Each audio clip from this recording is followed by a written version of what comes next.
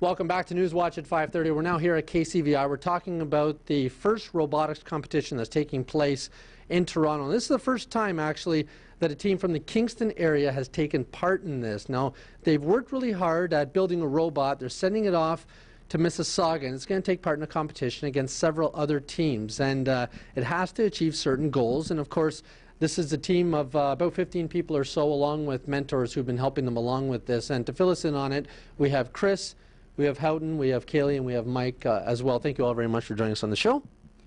Thank you. Yeah, good to have you here. It's okay, you can say thank you, that's fine. So fill us in here. You guys have been working hard on this robot, okay? Fill us in on your team, first of all. How many members are involved in this, and what exactly have you done to put this robot together? Well, our team is composed of about 15 students, age from grade 7, like Kaylee, all the way to grade 12, like Chris and I. And also, in addition, we also have quite a few mentors from Queen's and Transformix as well. The Queen's mentors were the ones who actually approached us initially and gave us the idea to join this first competition. They were the first alumni, and they thought that it was such a great experience that they should share this and let us experience it as well. Yeah, well, it just sounds great. Now, Chris, you know, obviously this is a fantastic experience, but it's a lot of hard work as well. You're given a kit, which gives you the basis of the robot, but then you had to add to it from there. How did you guys come up with the concept? A lot of meetings, I'd assume. Oh, yeah. Basically, we had meetings before and a lot of meetings during, and we broke it up into groups, and we sort of had different designs and voted on them, and it came up with this design of the robot. We had like the picker-upper of the balls and the shooter and then the basic drive base, and it took a lot of time to design that, but then we had to prototype it, and then once we get to that stage, it's just working out the kinks and then building it. Now, we should let people know what the task is of this robot, because all the robots that are in this competition have the same task that they have to perform. And what is that? They have to pick up balls and shoot them through a target, is it? Or yeah, they have to pick up these balls about this size, and they're sort of compressible, and shoot them into a trailer that's going to be attached onto the other robots of the opposing team. And so you have to get them in, but you also have to be able to pick up more balls and shoot more of them into the trailer. Otherwise, you wouldn't be able to pick up any ones that you missed. Okay, so it's taking a little bit of work. Once you have the concept and once you figure out, okay, well, this is the way we want a robot to look like, getting it to work that way is a different story, is it not, Houghton? Oh yes. Well, we've that's why we also we use prototypes at first to see if the ideas that we have come up with, whether they work or not.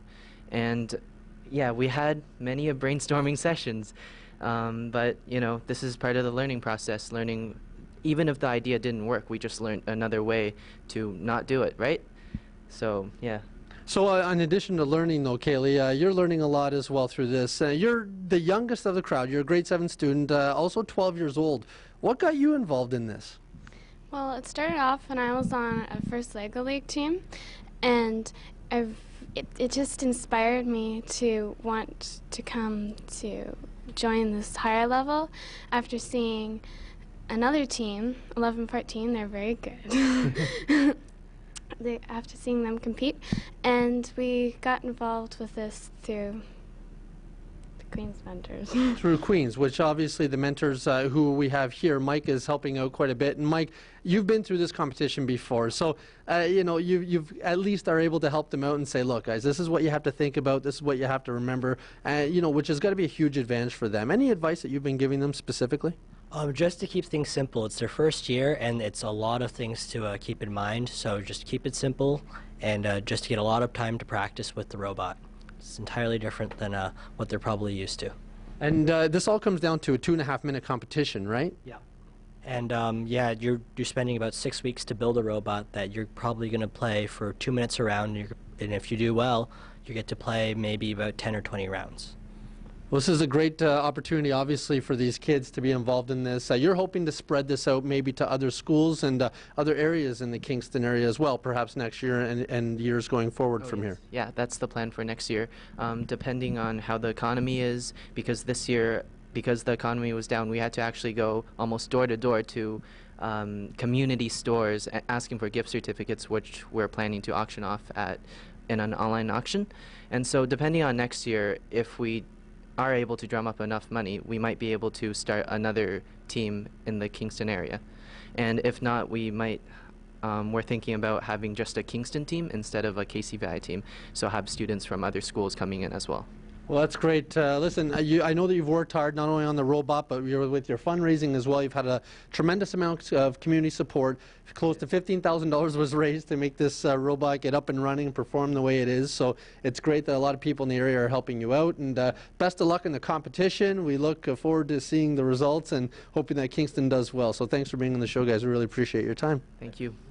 Well, there you go. It's the K-Botics team going off to the first robot competition in Mississauga. It was shipped off on the 17th, and it's going to be sent to Mississauga, and we'll have to see how they do, and we'll be interested to hear about the results from them about that. So thank you very much for watching this episode of NewsWatch at 5:30. We're going to send it off to NewsWatch at 6, and we'll see you tomorrow.